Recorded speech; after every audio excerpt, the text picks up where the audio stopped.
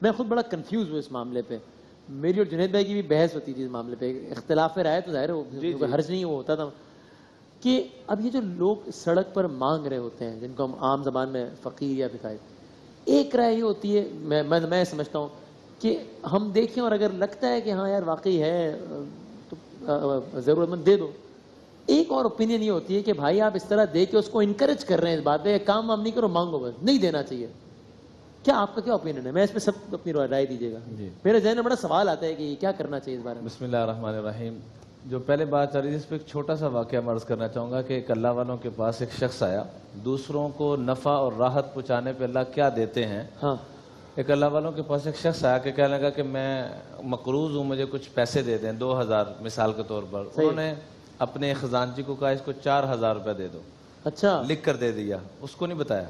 جب وہاں پہنچا کہہ رہا جیسے کہیں کی عادت ہوئی جلدی بولنے کی کہ مجھے 4000 دے دو, 2000 دے دو, تو اس پر لکھا ہوتا 4000. صحیح ہے.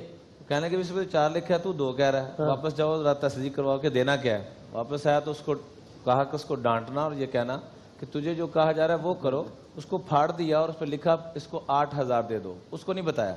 جب اس کے پاس پہنچے تو اس نے 8000 دیا اور نیچے یہ لکھا ہوا تھا کہ جو آدمی دوسروں کی امید سے بڑھ کے ان کے ساتھ معاملہ کرتا ہے, اللہ تعالیٰ اس کی امید سے بڑھ کے اس کے ساتھ معاملہ کرتا ہے اور اللہ اس کے گناہوں کو معاف فرما دیتا ہے. رہا معاملہ فقیروں والا, ہاں آپ کی کیا رائے؟ ہمارے ایک بہت بڑے بزرگ گزرے ہیں, مفتی رفیع عثمانی صاحب, مفتی جہاں جنید جمشید مرحوم بھائی ان کے قدموں میں ہی. ان کے بیٹے مفتی تقی عثمانی صاحب کے پاس ایک دفعہ گاڑی چلا رہے تھے تو فقیر آیا. ٹھیک ہے. تو انہوں نے اپنے والد صاحب سے کہا یہ پروفیشنل لائن کو نہ دیا جائے, چھوڑ دو, یہ مستحق نہیں ہے. تو مفتی رفیع عثمانی صاحب نے غصے سے دیکھتے ہوئے اپنے بچوں کی تربیت کرتے فرمایا بیٹا اس کو دے دو, جس گاڑی میں ہم بیٹھے ہیں کیا ہم اس کے مستحق ہیں؟ تو اس لیے استحقاق جو اللہ کا جب نام آ جائے تو ہمیں دے دینا چاہیے. آپ کی رائے دے دینا چاہیے.